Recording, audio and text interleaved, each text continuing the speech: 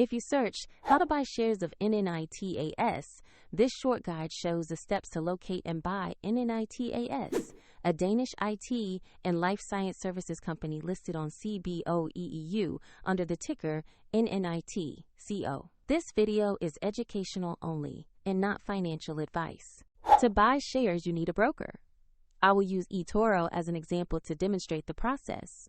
After registering, you will need to verify your account, usually with an ID document, and add funds before you can place a trade. Use the platform search box and type the ticker NNIT.co to find the exact listing. Confirm the result refers to NNIT AS to ensure you select the correct company. Open the NNIT AS asset page to review basic company information and the live price chart. Verify the company name, listing on CBOE EU and ticker NNIT.co before proceeding. To invest, click Buy, enter the amount you want to invest, carefully review the order details, and then confirm the trade. If the market is closed, the order may be queued until the next market open.